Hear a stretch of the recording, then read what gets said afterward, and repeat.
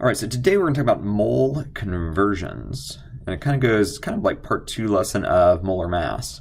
So molar mass is really only helpful if it can give us more information than we, I guess, have to begin with.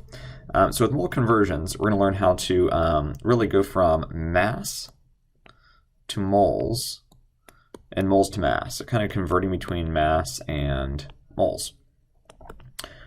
So real quickly, when we calculate molar mass, oxygen is one that you're going to see a whole lot. So oxygen has a molar mass of 15.999, and this is from the periodic table. And typically when we talk about it, we just say it's 15.999 grams. What that really means is it's 15.999 grams per mole. So if you were going 50 miles per hour, if that was your speed, miles per hour, it's understood that there is a 1 in front of hour. Okay, so you go 50 miles in 1 hour. So the molar mass of oxygen is 15.999 grams per 1 mole. And that's going to become very important. Okay, so kind of 2 ways we can do this. We can go from grams to moles or moles to grams. And I'll just come up with, I don't know, just something off the top of my head. So here we go. What would 2.37 moles of NaCl weigh? Okay. Or what's the mass of 2.37 moles of sodium chloride? So the way we do this is if we do unit conversions, start with what you know. So in this case, we know 2.37 moles of NaCl.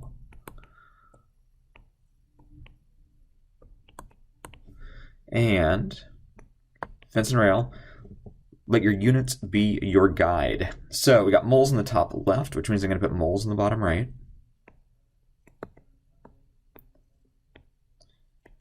Notice I want to convert this into how much does it weigh, or what is the mass. So I'm going to go mass of sodium chloride.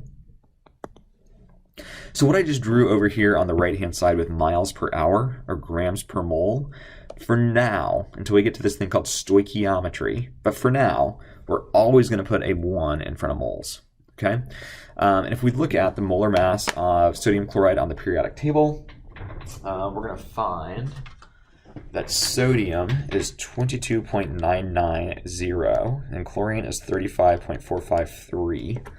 So if I add those together, I get 58.443 grams per mole. And again, this number right here comes from sodium, which weighs 22.990, plus chlorine, which weighs 35.453. All right, so now essentially what happens is when we do conversions, we learned about this earlier, I'm really multiplying fractions. So you could look at this another way. I'll erase both those lines. We could also do it, I've got a fraction and I'm multiplying a fraction. Okay, so if I multiply fractions, I'm going to take the top two things and multiply them together. So 58.443 times 2.37, and I get like 138. Call it 139 mole grams all over 1 mole. So notice I let my units guide me because I want moles in the numerator up here to cancel with moles in the numerator down here so that my moles cancel out and I'm left with grams. So 139 grams of NaCl is what 2.37 moles of NaCl would weigh. Okay, so that is moles to grams.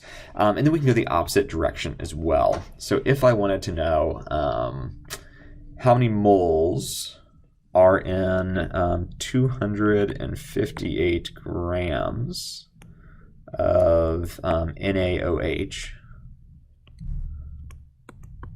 so 258 grams of NaOH has how many moles? Has how many moles?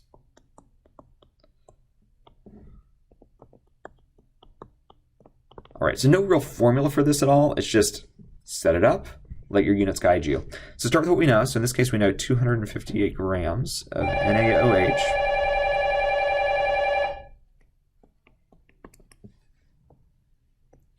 So I've got grams of NaOH on top, which means I want grams of NaOH on bottom.